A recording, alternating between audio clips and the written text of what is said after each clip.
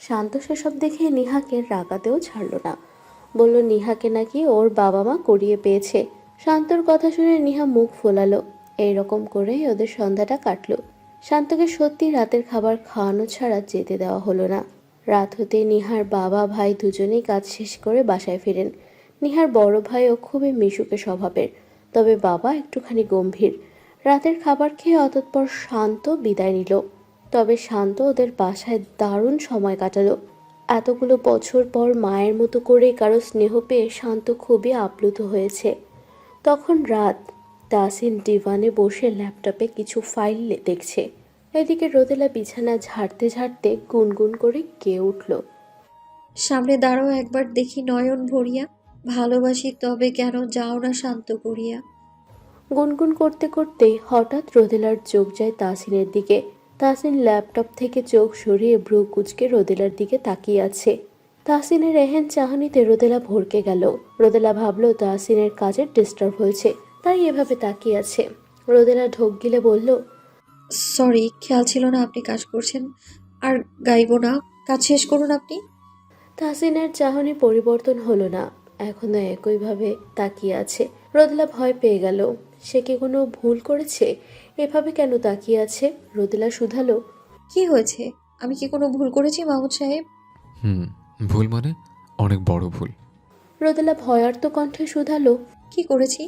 তুমি ভুল সময় ভুল গান গাও কেন? আমি তোমার সামনে বসে আছি, তাও কেন এমন গান গাইছো? আমি তো পায়ের জন্য আর তোমার সামনে দাঁড়াতে পারবো না। তাহসিনের কথা শুনে রোদেলা ফিক করে হেসে ফেলল। এই অকারণে তাহসিন এভাবে তাকিয়েছিল। রোদেলা পোত করে শ্বাস ছেড়ে মাথা দুদিকে দোলাতে দোলাতে বলল, আপনিও না পারেন বটে। আমি তো আপনার চাহনি দেখে ভেবেছি আমি কাউকে খুন করে ফেলেছি বোধ হয়, তাই এমন চাহনি নিখে পড়ে আছেন আপনি। তাহসিন ল্যাপটপ অফ করে পাশে রাখতে রাখতে বলল, শুধুমাত্র পায়ের জুড়ে হতে বেঁচে গেলে হয়তো আজ আমিও ভালোবেসে তোমাকে ঠিক শান্ত করে দিতাম। আমিও দেখতে চাই মায়মনের মনে কতটা ভালোবাসা জন্মেছে, যার জন্য এরকম আফসোস মর্কা গান গাইতে হচ্ছে। তাহসিনের কথার মানে বুঝতে পেরে রোদেলার দাঁত খিটে বলে উঠল, অসভ্য লোক একটা। হ্যাঁ, আমি অসভ্য। আর আপনি যে এরকম গানের মাধ্যমে নিজের মনের বেদনাটা বোঝান, সেটা কিছু না। তাহসিনের কথা শুনে রোদেলা হা করে চেয়ে রইল। সে তো এমনি এই গানটা গাইছিল, আর লোকটা কোথা থেকে কোথায় নিয়ে গেল? তাহসিন বলল, চেয়ে না থেকে কাছে এসো তো দেখি। আপনার কাছে যাব না আমি, আপনি বদলোক, অশুভ লোক, উল্টাপাল্টা বোঝেন সবসময়। আচ্ছা, তাই নাকি? তো এই বদ অসভ্য লোকটার বুকে মাথা রাখা ছাড়া ভালোই সভ্য মহিলাটার ঘুম আসবে তো? একদম ঠিক জায়গাটাতে শুষ্ক খোঁচাটা দিয়ে ফেলল। রোদেলা এখন ভাবছে কি করবে। তাহসিন বলল, তুমি আসবে নাকি আমি উঠে আসবো? রোদেলা বলল, আপনি কেন আসবেন? হ্যাঁ, আমিই আসছি। তাহসিন বাঁকা হাসলো, বলল, এই তো, গুড গার্ল, লাইট অফ করে এসো। কেন লাইট অফ করব কেন? আপনি বিছানায় এসে ঘুমান, তারপর লাইট অফ করব। এই জন্য মানুষের ভালো ভাবতে নেই, কারো ভালো ভেবেই কথাটা বললাম। ঠিক আছে, কেউ যদি শুনলো না তাহলে আর কি করার? পরলজ্জা বলে আমি কিন্তু কিচ্ছু জানি না। রোদেলা তাহসিনের কাহিনী আঁচ করার চেষ্টা করছে, বাট পারছে না। রোদেলা তাহসিনের কথা অনুযায়ী লাইট অফ করে ড্রিম লাইট অন করে দিল। ড্রিম লাইটের আবছা নীলাভ আলোয় তাহসিন কাছে গেল। তাহসিনের কাছে যেতেই তাহসিন এক ঝটকায় রোদেলাকে ডিভানে ফেলে দিল। দু হাত দিয়ে রোদেলার দুপাশ আয়ত্তে নিয়ে ফেলল, যেন রোদেলা উঠতে না পারে। অতঃপর রোদেলার নরম অধর যুগলে নিজের অষ্টজোড়া ডুবিয়ে দিল। গাঢ় চুমু খেয়ে আবছা আলোয় রোদেলার চোখে চোখ রেখে বলল, মাইমুন, আমি তোমাকে অনেক বেশি ভালোবাসি। তোমার সান্নিধ্যে এলে আমি নিজেকে আর নিয়ন্ত্রণ রাখতে পারি না, নিজেকে তোমার মাঝে হারিয়ে ফেলি। তখন যেন অবুঝ বালক হয়ে যায়, অসভ্য ঠোঁটকাটে পুরুষের তকমা চরিত্র লাগে। যদিও সে আমার বয়সের সাথে যায় না, তাতে কি, আমি এমনটাই থাকবো। এতে তকমা উঠুক বউর অসভ্য বর, তাতে আমার কিচ্ছু আসবে যাবে না। আমি তো কারণে অকারণে সভ্য অসভ্য সব ভাবেই আমার মাইমনকে ভালোবেসে যাব। তাহসিনের এসব কাণ্ডে রোদেলা লজ্জাই পেল বটে। লজ্জায় সে তাহসিনের বাহুতে মুখ লুকালো। লোকটা দিন দিন যে কতখানি অসভ্য পুরুষ হচ্ছে সেটাই সে ভাবছে। আজ 21 দিন পর তাহসিন ক্যাম্পে ফিরেছে। পায়ের ব্যান্ডেজ খোলা হয়েছে আরও 3-4 আগে। হাঁটা চলা শুরু করলেও দৌড়ানো সম্পূর্ণ নিষেধ। গত হওয়া 21 দিনে তাহসিন রুমে বসে ল্যাপটপের সাহায্যে নথিপত্র চেক দিয়েছে। অনলাইনমুখী কাজগুলোই করেছে সে। আগামী 15 থেকে 20 দিন সে অফিসিয়াল কাজগুলোই করতে পারবে, যাকে বলে লো রিস্ক অ্যাসাইনমেন্ট। সম্পূর্ণ রিকভার্ড পরে ফিজিক্যাল ফিটনেস পরীক্ষা দিয়ে তবেই সে ফিল্ডে নামতে পারবে। ক্যাম্পে ফিরে প্রথম দিনের ব্রিফিংয়ে বসে সে সামনে রাখা নথিপত্রগুলোই চেক দিচ্ছে আর কিছু একটা ভেবে যাচ্ছে। তার মনে হলো কর্নেল ওসমানের সাথে কথা বলা উচিত। তাহসিন ফাইলগুলো রেখে কর্নেল ওসমানের কেবিনে গেল। কর্নেল ওসমানের কাছে যেয়ে শুধালো সেদিনের হামলাকারী বাকি 4 জনের থেকে কোনো প্রকার ইনফরমেশন কালেক্ট করতে পেরেছে কিনা। কর্নেল জানালেন ওরা কিছুই জানে না, ওদেরকে টাকার বিনিময়ে হায়ার করা হয়েছে, আর কে বা কারা করেছে সেটাও ওরা জানে না। যে বা যারা হায়ার করেছে তাদের সাথে ফোনে শুধুমাত্র কথা হয়েছে, তাও এক এক সময় এক এক ফোন নম্বর দিয়ে। ফোন নম্বরগুলো ভুয়া নামের রেজিস্ট্রেশন করা হয়েছে। তাহসিন সবটা চুপচাপ শুনল। তার সন্দেহ হচ্ছে তারা রিসেন্ট যে গ্যাংটাকে আটক করেছিল ওরা তাদের দলেরই কেউ। তাদের দল যে বেশ ভারী সেটা সম্পর্কে তাহসিন অবগত। তার সন্দেহটার কথা কর্নেলকে জানালে কর্নেলও বলেন তারও একই সন্দেহ হয়। তাহসিন পুরোপুরি সুস্থ হলে ওদের মিশনে নামতে হবে। এদেরকে খুব হালকাভাবে নিলে হবে না। আজ না হয় বড় সড়ো কোনো ক্ষতি হয়ে যেতে পারত। এরপর যদি বড় কোনো ক্ষতি করে ফেলে তখন? সামনের মিশনটা খুবই গুরুত্বপূর্ণ এবং রিস্কি, তবুও এর শেষ টানতেই হবে। তাহসিন কর্নেল ওসমানকে জানালো ওই গ্যাংয়ের আটক করা সেই দুজনের সাথে দেখা করতে চায়। কর্নেল যেন ব্যবস্থা করে দেয়। কর্নেল জানালেন ব্যবস্থা হয়ে যাবে, কটা দিন অপেক্ষা করতে। তাহসিন জরুরি কথা শেষ করে ফের নিজের জায়গায় ফিরে আসে আর বসে বসে পরিকল্পনা করে কিভাবে কি করা যায়। বিস্তর পরিকল্পনা সাজিয়ে তবেই মাঠে নামতে হবে। পরিকল্পনা ছাড়া মাঠে নামলে বিনা যুদ্ধেই পরাজয় হয়ে ফিরতে হয়। রোদেলার টেস্ট পরীক্ষা শেষ হয়েছে কিছুদিন পূর্বে। এখন হাতে আছে আর 2 মাস। এরপরই এসএসসি পরীক্ষা শুরু হবে। রোদেলা খুবই চেষ্টা করছে ব্রাইট একটা রেজাল্টের জন্য, কিন্তু তার শরীর যে সায় দিচ্ছে না। ইদানিং তার শরীর প্রায় খারাপ থাকে। খাবারেও তার অনীহা জমেছে। খাবার সামনে দেখলেই তার পেটের ভেতরের নাড়িভুড়ি সব যেন গুলিয়ে ওঠে। তবুও তাহসিন জোর করেই তাকে খাবার খাওয়ায়, নয়তো দুর্বল হয়ে পড়বে। রোদেলার প্রেগনেন্সির সময়সীমা 4 মাস। টেস্ট পরীক্ষা শেষ, এখন পরীক্ষার পূর্ব প্রস্তুতির জন্য আগামী 2 মাসের কোচিং চলছে। রোদেলা আর নিহা দুজনেই কোচিং শেষ করে পড়াশোনা নিয়ে আলোচনা করতে করতে মাঠে এলো। নিহা বলল, রোদ, আমি একবার শান্তর সাথে দেখা করতে চাই। ওর ক্লাসে গেলেই পেয়ে যাব। তুমি যাবে আমার সাথে? জাস্ট 5 মিনিটের জন্য যাব। তাকে এক ঝলক দেখেই চলে আসবো। অনেকদিন হলো তার সাথে ঠিকমতো সাক্ষাৎ হয় না, এই জন্য তাকে দেখার জন্য মনটা আঁকুপাকু করছে। নিহার কথা শুনে রোদেলা হাসলো, বলল, ঠিক আছে চলো। নিহা আর রোদেলা শান্তর ভবনের দিকে পা বাড়ালো। সিঁড়ি পেরিয়ে শান্তর ক্লাসের সামনে আসতে বিরল এক দৃশ্য দেখে রোদেলা আর নিহা হা করে তাকিয়ে রইল। শান্ত তার ক্লাসের সামনের করিডোরে দাঁড়িয়ে আর তার সামনে হাঁটু গেড়ে একটা মেয়ে বসে ফুল হাতে শান্তকে প্রপোজ করছে। পাশেই শান্তর বন্ধুরা অবাক চোখে সেদিকেই তাকিয়ে আছে। মেয়েটি শান্তর দিকে ফুল বাড়িয়ে দিয়ে বলল, I love you, Shanta. Please accept me. শান্তর চোখও ছানা বড়া। নিহা ছাড়া যেখানে কোনো মেয়েই সাহস পায়নি শান্তর কাজ ঘেঁষতে, সেখানে এই মেয়ে কোত্থেকে উদয় হলো। শান্ত ভাবল মেয়েটাকে কয়েকটা কড়া কথা শুনিয়ে দেবে, কিন্তু বিধিময় তার আগে নিহা মেয়েটার দিকে তেড়ে এসে বলল, হে স্টুপিড, নাম কি তোমার? কোন সাহসে শান্তর দিকে নজর দিয়েছো? শান্ত নিহাকে দেখে আর একজোট অবাক হলো। এই ভুল সময়ে নিহার আগমন ঘটতে হলো, আর নিহার যা জেদ, না যেন মেয়েটাকে থাপ্পড় দিয়ে ফেলে। ওকে বিশ্বাস নেই, তাই শান্ত নিহার উদ্দেশ্যে বলল, নেহা, শান্ত হও। নিহা এবার শান্তর দিকে তাকিয়ে কড়া কণ্ঠে বলল, আপনি চুপ করুন। খুব আনন্দ হচ্ছে তাই না? মেয়েদের ক্রাশ হয়ে গিয়েছেন, তারা এখন আপনাকে ফুল দিয়েও প্রপোজ করছে। খুব গর্বের বিষয় তাই না? কিন্তু আগে কোথায় ছিল এই মেয়েরা? যখন অগোছালো শান্তটা ছিল তখন কোন গর্তে যে লুকিয়েছিল? তখন কেন আপনার কাছেও ঘেসতো না? কষ্ট করেছি আমি, আর ফায়দা লুটবে বাকিরা, তা তো হবে না। শান্ত কি বলবে খুঁজে পেল না। এইদিকে হঠাৎ নিহার আগমন আর এইসব কথাবার্তা সবই যেন মেয়েটার মাথার উপর দিয়ে গেল। মেয়েটা ভ্রু গুটিয়ে নিহার উদ্দেশ্যে বলল, আপনি কি এভাবে কেন কথা বলছেন? ওর সাথে কি হয় আপনার? নিহা চিবিয়ে চিবিয়ে বলল, ইউ নো না, he is mine. He is only mine, okay? Say already booked হয়ে গিয়েছে, সো তার থেকে দূরে দূরে থাকবে। উনি কি প্রোডাক্ট নাকি যে বুকিং হয়ে যাবে? তাই এত কথা বলো কেন? তুমি কলেজের নতুন তাই না? আমি তোমার সিনিয়র, সো সম্মান দিয়ে কথা বলবে। আর যাকে প্রপোজ করলে সেই শুধুই আমার, তাই নেক্সট থেকে ওর দিকে নজর বাড়াতেও আসবে না, নয়তো খবর নিয়ে ছাড়বো। যাও ফটো। নিহার কড়া কণ্ঠ শুনে মেয়েটা কিছুটা ভয় পেল। সে আসলে এই কলেজের নতুন, নিহা তার সিনিয়র, বলা যায় না যদি র্যাগিং করে তখন। তাই মেয়েটা চুপচাপ চলে এলো। মেয়েটি যাওয়ার পর শান্ত নিহার দিকে পানির বোতল বাড়িয়ে দিয়ে বলল, কুল নেহা কুল। নাও পানি খেয়ে গলা ভেজাও। খুব তো ঝগড়া করলে, তোমার এখন পানি প্রয়োজন। নিহার রাগে আগুন ধরিয়ে দেওয়ার জন্য এই কথাটুকুই যথেষ্ট ছিল। নিহা শান্তর দিকে তাকিয়ে বলল, আপনার পানি আপনিই খান। মেয়েটিকে কিছু বললেন না কেন? হ্যাঁ, মেয়েদের প্রপোজাল পেতে খুবই ভালো লাগে। শান্ত বোকা বনে গেল, মুখে অসহায়ত্ব ফুটিয়ে বলল, যা বাবা, আমি আবার কখন বললাম ভালো লাগে? তাহলে মেয়েটা যখন প্রপোজ করছিল তখন কিছু বললেন না কেন? আমাকে কিছু বলার সুযোগ দিয়েছো নাকি? আমি বলার আগে তো তুমি এসে বাঘিনীর মতো ঝাঁপিয়ে পড়লে। কি বললেন? আমি বাঘিনীর মতো ঝাঁপিয়ে পড়েছি?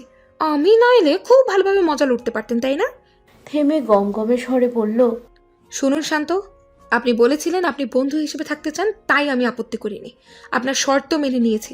ভালোবাসা প্রকাশ করতে বারণ করেছেন, তাই এখন আর প্রকাশ করি না। প্রকাশ করি না বলে ভালোবাসি না তা কিন্তু মোটেও নয়। আমি আপনাকে ভালোবাসি, ঠিক আগের মতোই। বন্ধুত্বটা নষ্ট হবে বিধায় এখন আর ভালোবাসি বলে মুখে ফেনা তুলি না। তাই বলে আপনি ভাববেন নিহা এখন আর আমাকে ভালোবাসে না, তাই আপনি অন্য কারো প্রপোজাল অ্যাকসেপ্ট করে নেবেন কিংবা আপনার মন অন্য কাউকে দিতে চাইবেন, সেটা কিন্তু হবে না। ভালোবাসলে আপনি আমাকে বাসবেন, আর নয়তো কাউকে বাসবেন না। বুঝতে পেরেছেন? কথাটুকু বলেই নিহা গট গট পায়ে চলে গেল। এইদিকে শান্ত পিছু থেকে ডেকে ওঠে, নেহা শোনো, তুমি ভুল বুঝছো আমাকে। নিহা কি শোনার পাত্রী? সে তো হেঁটেই যাচ্ছে। নিহার রণচণ্ডী মুখে দেখে রোদেলা তখন আর এগোয়নি। এখন নিহা আসাতে রোদেলার নিহার পিছু পিছু সিঁড়ি ভেঙে নেমে আসছে, পিছু থেকে ডাকছে। এই নিহা দাঁড়াও, আমি দ্রুত হাঁটতে পারছি না, কষ্ট হচ্ছে। রোদেলার কষ্ট হচ্ছে শুনে নিহা দাঁড়ালো, বলল, সাবধানে এসো রোদ। রোদেলা নিচে নামলেই নিহা বলল, দেখলে রোদ, তুমি দেখলে তো আমি এতগুলো দিন ধরে তাকে ভালোবেসে এসেছি, তাকে এত বাজে অতীত থেকে বের করে এনেছি, ধৈর্য ধরে সবটা সামাল দিয়েছি, অথচ এখন কোথাকার কোন মেয়ে এসে প্রেমের প্রস্তাব দিচ্ছে আর সে চুপচাপ দেখে যাচ্ছে। রোদেলা হাঁটতে হাঁটতে বলল, নিহা, তুমি শান্ত ভাইয়াকে শুধু শুধুই ভুল বুঝছো। দেখো, ভাইয়া কিছু বলার আগেই আমরা ওখানে যেয়ে উপস্থিত হয়েছি, আর তুমি তো মেয়েটাকে কড়া কথা বলে দিলে। ভাইয়াকে কি সুযোগ দিয়েছো তুমি? কি করতাম বলো? চোখের সামনে ভালোবাসার মানুষটাকে অন্য মেয়ে প্রেম প্রস্তাব দিচ্ছে, তাকে সহ্য করার মতো? দেখেই তো মাথাটা নগদ গরম হয়ে গেল। আমি তোমার অবস্থা বুঝতে পারছি। শান্ত ভাইয়া যদি মেয়েটাকে অ্যাকসেপ্ট করে নিত তবে একটা কথা ছিল, বাট যেহেতু ভাইয়া অ্যাকসেপ্ট করেনি, সে তো নিশ্চিন্তে থাকো। ওই লোকটার কি কোনো ফিলিংস নেই ভাই? শুনেছি ছেলে আর মেয়ে নাকি কখনোই বন্ধু হতে পারে না, তাদের মাঝে প্রেম সংগঠিত কিছু একটা হয়েই যায়। অথচ আমি তো তাকে ভালোবেসে বন্ধুত্ব করলাম। তবে কেন তার মনে আমার নামের ভালোবাসার বীজটা এখনো বুনতে পারছি না? ধৈর্য ধরো নিহা, তোমার ভালোবাসা সত্য হয়ে থাকলে শান্ত ভাইয়া একদিন না একদিন ভালোবেসে ঠিক তোমায় খুঁজে নিবে তার মাঝে। আর কত ধৈর্য ধরবো? আর ঠিক কতটা সময় অপেক্ষা করলে সে দিনটি আসবে?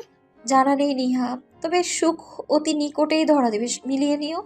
রাতে তাহসিন বেশ ক্লান্তিতে বাসায় ফিরল। রোদেলা তখন বিছানায় বসেছিল। তাহসিন ক্লান্তিতে এসেই রোদেলার কোলে মাথা রাখলো, ফ্রেশও হলো না। রোদেলা তাহসিনের চেহারাটা দেখেই বুঝে ফেলল তাহসিন যে চিন্তিত। রোদেলা তাহসিনের চুলে হাত বুলাতে বুলাতে নরম কণ্ঠে শুধালো, কি হয়েছে? কি নিয়ে এত চিন্তিত? তাহসিন কিছুক্ষণ চুপ করে থেকে বলল, এমনি, তেমন কিছু না, কাজের চাপ একটু টেন্সড হয়ে আছে। রোদেলা মাথা নুইয়ে তাহসিনের কপালে ছোট্ট একটা চুমু খেয়ে বলল, এত টেনশন কিসের? টেনশন করলে নিজের শরীরের ক্ষতি হয়, সেটা জানেন না?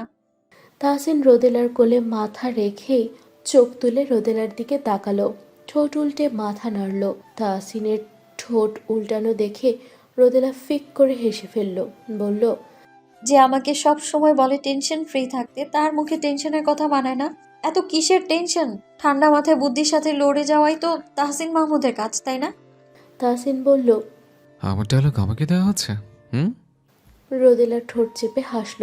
তাহসিন কোল থেকে মাথা উঠিয়ে রোদেলার পেটে আলতো করে চুমু খেয়ে বলল, সব ঠিকঠাক? হুম। মেডিসিন নিয়েছিলে? হ্যাঁ। বলা বাহুল্য রোদেলার শরীর দুর্বলের জন্য কিছু মেডিসিন দেওয়া হয়েছিল। তাহসিন রোদেলার পেট জড়িয়ে বলল, আমি খুব এক্সাইটেড। আমার সন্তানের পৃথিবীতে যেদিন আগমন ঘটবে সেদিন হয়তো আমার থেকে বেশি খুশি কেউ হবে না, ট্রাস্ট মি। আমি জানি। তাহসিন রোদেলার পেট জড়িয়ে বলল, তবে আমি জানি না সেদিনটি নিজ চোখে দেখার সৌভাগ্য আমার হবে কিনা। রোদেলা তাহসিনের দিকে প্রশ্নাত্মক দৃষ্টিতে তাকিয়ে থেকে বলল। মানে? তাহসিন উঠে বসে রোদেলার হাতে চুমু খেলো, অতঃপর বিছানা থেকে নামতে নামতে বলল। কিছু না, খিদে পেয়েছে, খাবার বাড়ো, আমি ফ্রেশ হয়ে আসছি। রোদেলা আর না ভেবে চলে গেল। তাহসিন ফোঁস করে শ্বাস ছেড়ে বলল। সবার ভাগ্যে সবকিছু থাকে না, মানুষ যেটা খুব করে চায় অনেক সময় সেটাই অধরা থেকে যায়। আর যদি ভাগ্যক্রমে তা পেয়েও যায় তবে সেটা ভাগ্যের অনুগ্রহ ছাড়া কিছুই নয়। আর আমার মধ্যে মানুষদের ঝুঁকিপূর্ণ জীবনের প্রতিটি মুহূর্তই কাটে অনিশ্চয়তায়। যখন তখন বুক পেতে দাঁড়াতে হয় মৃত্যুর মুখোমুখি। সে জীবনে বেশি কিছু যাওয়ার সাহস থাকে না। এখানে বেশি কিছু যাওয়া মানে নিজেকে প্রতারিত করার আশঙ্কা। বোঝাতে পারবো না তোমায়, কেমন একটা অদৃশ্য দেয়াল সবসময় ঘিরে রাখে আমায়। বেশ কয়েকদিন পরের কথা, তাহসিন আর তার টিম নিয়ে প্রস্তুতি নিচ্ছে পরবর্তী মিশনের জন্য।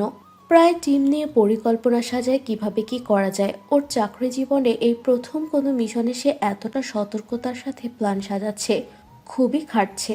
এই তো গতকাল তাহসিন আটক করা সেই গ্যাংয়ের দুজনের সাথে সাক্ষাৎ করে। অনেক কষ্টের পর তাদের থেকে গুরুত্বপূর্ণ কিছু ইনফরমেশন পায়। সেই ইনফরমেশন ধরেই তার প্ল্যান সাজাচ্ছে, ব্যাকআপ প্ল্যানও রাখছে। সবটা খুব দক্ষতার সাথে সামাল দিয়ে যাচ্ছে। তাহসিন বাসায় ফিরল রাত 12টার পর। এসে দেখলো রোদেলা শুয়ে শুয়ে পড়েছে। কাল বাদে পরশু থেকে রোদেলার এইচএসসি এক্সাম শুরু হবে, তাই এখনও সে পড়ার টেবিলে আছে। সে এবার বেশ নার্ভাস হয়ে আছে। যদিও প্রতি পরীক্ষার আগেই সে বেশ নার্ভাস ফিল করে, কিন্তু এবারের কাহিনী তো ভিন্ন। সে তো একা নয়, তার সাথে আরেকটি প্রাণ বেড়ে উঠছে, যার দরুন সে বেশ অনেকক্ষণ পড়তে পারে না, না বসে থাকতে পারে না। অসুস্থতা যেন তার সঙ্গী হয়ে গিয়েছে। এর ওপর উঁচু পেট নিয়ে হাঁটাচলা করতেও বেশ কষ্ট হয়। তবুও দিন শেষে যখন তার ভাবে তার এতটা কষ্টের বিনিময়েও একটা জীবন্ত প্রাণ সে উপহার দেবে, তাদের ভালোবাসার চিহ্ন হয়ে সে আসবে, তাকে মা বলে ডাকবে, এটা ভাবলেই সব কষ্ট নিমিষেই ভ্যানিশ হয়ে যায়। আর মানসিক শান্তি দেওয়ার জন্য তো তাহসিন আছেই। তাহসিন সেই রোদেলার পড়াশোনার খোঁজ নিল আগে, কি পড়ছে না পড়ছে সবটার খোঁজই নিল। এরপর সে ফ্রেশ হতে গেল। তাহসিন ফ্রেশ হয়ে এলে রোদেলা বইপত্র গুছিয়ে রেখে বলল। খাবার বাড়বো? তাহসিন রোদেলার দিকে তাকিয়ে বলল। তুমি খেয়েছো? রোদেলা দুই দিকে মাথা নাড়ল, মানে সে খায়নি। তাহসিন মেয়েকে ধমক দিয়ে বলল। তোমাকে না বলেছি আমার ফিরতে লেট হলে খেয়ে নেবে? এই অবস্থায় এতটা সময় না খেয়ে অপেক্ষা করাটা কি ঠিক হচ্ছে? রোদেলা ঠোঁট উল্টে বলল। কি করব বলুন, রাতের বেলা আপনাকে ছাড়া একা একা খাবার খেতে ভালো লাগে না আমার। সমস্যা কি? আমি এলে খাবার খাবে। রোদেলা ফোঁস করে শ্বাস ছেড়ে বলল। কেন মিছে চিন্তা করছেন? আমি কি এতক্ষণ ধরে না খেয়ে আছি নাকি? আমি কিছুক্ষণ আগে ফল কেটে খেয়েছি। জানেন মাহমুদ সাহেব, আজ না আমি খিচুড়ি আর সরষে ইলিশ রান্না করেছি, খাবেন? চলুন খেয়ে বলুন তো কেমন হয়েছে। তাহসিনের বুড়ো গুটিয়ে এলো, কোমরে হাত গুজে বলল। এই, তোমার না 2 দিন বাদে এক্সাম, এখন সব রান্না বান্না করার সময়? হ্যাঁ, আরে আমি পড়েছি তো, আর খিচুড়ি চুলায় বসিয়ে দিয়ে এসে পড়েছি। চলুন না মাহমুদ সাহেব। রোদেলা বাচ্চাদের মতো করে বলে উঠল। তাহসিন মৃদু হেসে বলল। তুমি যাও, আমি আসছি। ঠিক আছে, আমি খাবার বাড়ছি, জলদি আসুন। রোদেলা যেতেই তাহসিন মোবাইলে একটা মেইল এসেছে কিনা সেটা চেক করতেই মোবাইল হাতে নিল। মোবাইল হাতে নিতেই কর্নেল ওসমানের কল এলো। ওনার সাথে কথা বলে জানতে পারলো জেলের মধ্যে সেই টেররিস্ট দুজনই মারা গিয়েছে। কিভাবে মারা গেল সেটা এখনো বলা যাচ্ছে না, তবে সেটা কি তদন্ত চলবে। কথাটা শুনেই তাহসিনের মাথায় রাগ চেপে গেল। এটা কি করে সম্ভব? দুজন একই সাথে মারা গেল। দুজনের থেকে আরো কিছু ইনফরমেশন কালেক্ট করা প্রয়োজন ছিল। তাহসিনের মাথা ঘুরপাক খাচ্ছে, পুরো কেসটাই যেন উল্টে গেল। কি লাভ হলো এতদিনের পরিকল্পনা সাজিয়ে? তাহসিন মাথা চেপে ডিভানে বসে পড়ল। রাগে তার সব কিছু ধ্বংস করে দিতে ইচ্ছে হচ্ছে। কেসটা যেন দেখে থেকেই জটিল হচ্ছে। তাহসিন নিজের রাগ কিভাবে সামলাবে বুঝে উঠতে পারছে না। এমন সময় রোদেলা রুমে এলো, এসে তাহসিনের সামনে এসে বলল। সে কখন থেকে রাখছি, শুনছেন না? খাবার বেড়েছি তো, আসুন। তাহসিন উত্তর করল না, যেভাবে বসেছিল সেভাবেই বসে আছে। রোদেলা বলল।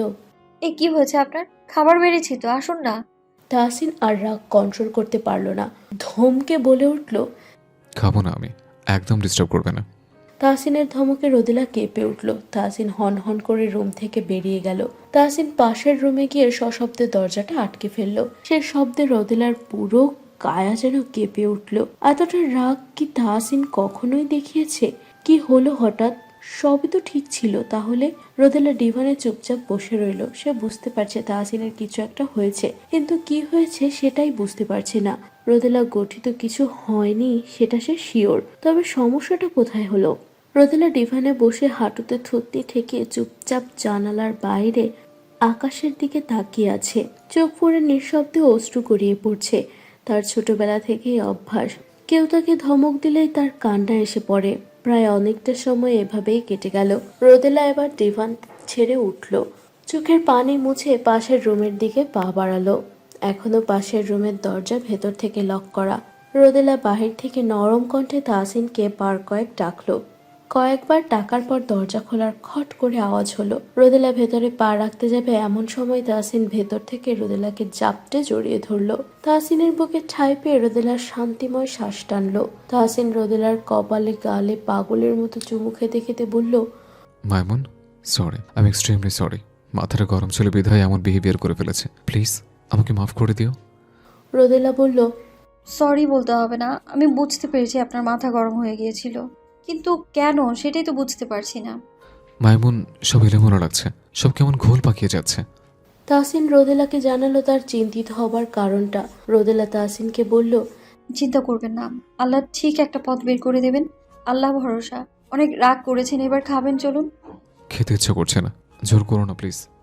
আমার কিন্তু বড্ড খিদে পেয়েছে, আর আপনি ভালো করেই জানেন আপনি না খেলে আমিও খাবো না। এখন আপনি কি চান আমি না খেয়ে থাকি? তাহসিন চুপ করেই রইল।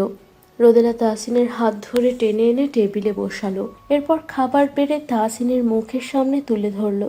তাহসিন রোদেলার মুখপানে তাকিয়ে চুপচাপ খাবারটা মুখে পুরে নিল। মেয়েটা কেমন সাংসারিক হয়ে উঠেছে সেটাই তাহসিন দেখছে। আগে তো একটুখানি উচ্চস্বরে কথা বললেই অভিমানে মুখ ফোলাতো, অথচ আজ তাহসিন কতটাই না উঁচু কণ্ঠে ধমক দিয়েছে, রাগ দেখিয়েছে, অথচ মেয়েটা বিন্দুমাত্র অভিমান দেখায়নি তার সাথে। তাহসিন এখন অনুশোচনায় তড়পাচ্ছে। খুব বেশি কি প্রয়োজন ছিল রোদেলাকে ওইভাবে বলার? রোদেলা হাতে লেবু পাতা নিয়ে বসলো, সাথে নিল আচার, কারণ মাছের গন্ধ পেলেই সে বমি করে সব ভাসাবে। তাই এই পন্থা অবলম্বন করলো, যাতে মাছের গন্ধ নাকে না যেতেই লেবু পাতা নাকের কাছে ঘুষবে, তাহলে আর বমি হবে না। এই ট্রিক্সটা তার শাশুড়ি মা তাকে শিখিয়ে দিয়েছে, আর এই আচারগুলো তার শাশুড়ি মাই পাঠিয়েছে, যেন রোদেলার টক জাতীয় কিছু খেতে ইচ্ছে হলে আচার খেতে পারে। আবার ভাত দিয়ে খাওয়া আচারও পাঠিয়েছে, যেন রোদেলা দুমুঠো ভাত গিলতে পারে। খাওয়া দাওয়া শেষ করে ওরা ঘুমোতে গেল। আজ আর তাহসিন রোদেলাকে বুকে টেনে নিল না, উল্টো রোদেলাই তাহসিনকে বুকে জড়িয়ে নিল। তাহসিনের চুলে হাত বুলিয়ে দিতে লাগলো। তাহসিন চোখ বন্ধ করে রাখলেও তার মাথায় অন্য ভাবনা ঘুরছে। কিভাবে এই মিশনে সাকসেসফুল হওয়া যায়, কিভাবে প্ল্যান মাফিক এগোনো যায়। এর আগে তো জানা প্রয়োজন কি করে ওই দুজন মারা গেল। মাঝের একটা দিন যেন দ্রুতই কেটে গেল। রোদেলার পরীক্ষার প্রথম দিন। তাহসিনী রোদেলাকে তার পরীক্ষা কেন্দ্রে নিয়ে গেল, রোদেলাকে সাহস দিতে গেল। তাজউদ্দিন মাহমুদ আর নাজমা বেগম এসেছেন আজ সকালেই। মেয়েটার পরীক্ষা, এর ওপরে এই অবস্থা, সব ভেবেই ওনারা চলে এসেছেন। যদিও রোদেলার প্রেগনেন্সির একদম প্রথম দিকে এসে দুদিন থেকে গিয়েছিলেন, তবে এবার এসেছেন অনেক দিনের জন্য। যাওয়ার সময় রোদেলাকে নিয়েই ফিরবেন। রোদেলার পরীক্ষা শেষ হলেই ভেবেছেন রোদেলাকে সাথে নিয়ে ফিরবেন, ওনার কাছে রেখেই সেবা যত্ন করবেন। প্রথম দিনের পরীক্ষা বিদায় তাহসিনী পরীক্ষা কেন্দ্রে নিয়ে গিয়েছেন। অন্যদিকে নিহাকে নিয়ে এসেছিল নিহার বাবা। নিহাও খুব নার্ভাস। রোদেলা আর নিহা দুজন দুই রুমে পড়েছিল। পরীক্ষা শেষে রোদেলা হল থেকে বের হয়ে এসে গাছের ছায়ায় রাখা বেঞ্চিতে বসলো। তার খুবই ক্লান্ত লাগছে। কিছু মিনিটের মাথায় নিহাও এসে উপস্থিত হয়। নিহা এসে রোদেলার পাশে বসে বলল, এক্সাম কেমন হয়েছে রোদ? আলহামদুলিল্লাহ ভালো। তোমার কেমন হয়েছে? সবকিছু আনসার দিতে পেরেছো? হ্যাঁ দিয়েছি, প্রশ্নটা কিন্তু মোটামুটি হার্ডই হয়েছে তাই না? হ্যাঁ, আর জানো প্রথম দিকে ভালো করে লিখলেও শেষ সময়টাতে এসে শরীর এত খারাপ লাগছিল, পরে তাড়াতাড়ি লিখে বের হলাম। এখানে এসে বসাতে এখন একটু শান্তি লাগছে। নিহা আর রোদেলা কিছুক্ষণ গল্প করলো। দুজন প্রশ্ন নিয়ে ডিসকাস করলো। এরপর গেট পেরিয়ে বের হতেই শান্তর দেখা মিলল। নিহা তো শান্তকে দেখেই রোদেলার হাত চেপে বলল, রোদ, আমার চোখে যেন বিশ্বাস হচ্ছে না, আসলে সামনে সে দাঁড়িয়ে। হ্যাঁ, সত্যিই শান্ত ভাইয়া এসেছেন। নিহা এগিয়ে গেল। শান্ত বলল, এক্সাম কেমন হয়েছে? ভালো হয়েছে। শান্ত রোদেলাকে সালাম দিয়ে কুশলাদি বিনিময় করলো। রোদেলা আশেপাশে তাকাতে তার শ্বশুরমশাইয়ের দেখা মিলল। রোদেলা বুঝতে পারল তার শ্বশুরমশাই তাকে নিতে এসেছে। রোদেলাকে দেখে তাজউদ্দিন সাহেব এগিয়ে এলেন। রোদেলা শান্ত আর নিহাকে ওনার সাথে পরিচয় করিয়ে দিল। রোদেলা তার শ্বশুরের সাথে চলে এলো। অন্যদিকে নিহা আর শান্ত গল্প করতে করতে বাসার পথ ধরল। দেখতে দেখতে রোদেলার পরীক্ষা প্রায় শেষ হয়ে এলো। এইদিকে তাহসিনও মিশনে যাওয়ার সময় ঘনিয়ে এলো। রোদেলার পরীক্ষা বাকি আছে আর একটা। তাহসিন মিশনে যাওয়ার সম্পূর্ণ প্রস্তুতি নিয়ে ফেলেছে।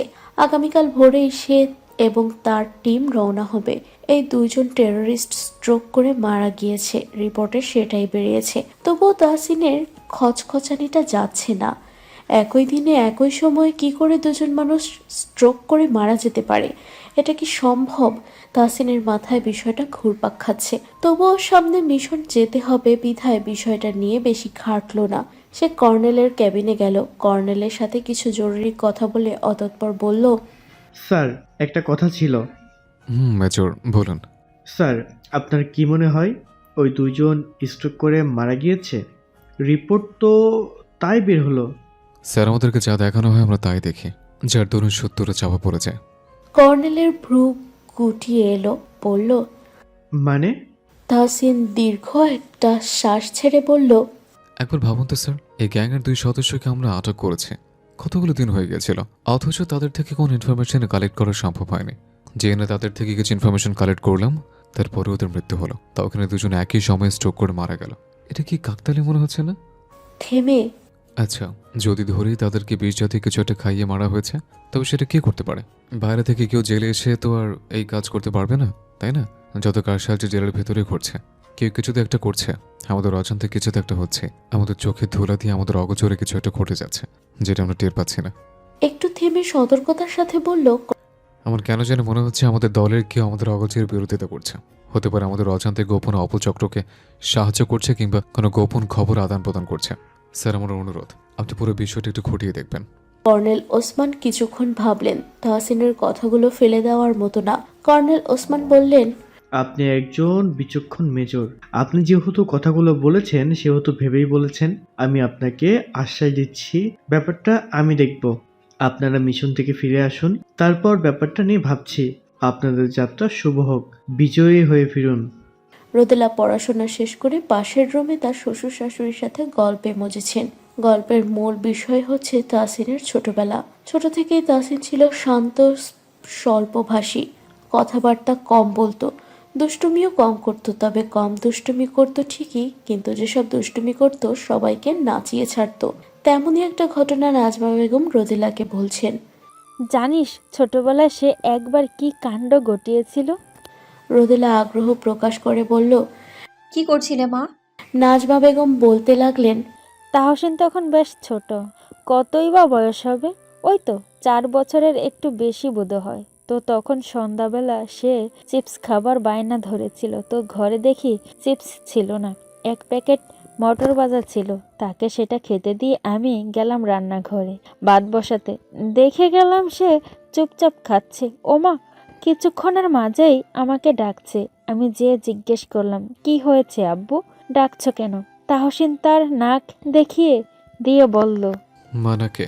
আমি বললাম, কি হয়েছে নাকে? সে আদো আদো কণ্ঠে বলল, মোটুর মোটুর।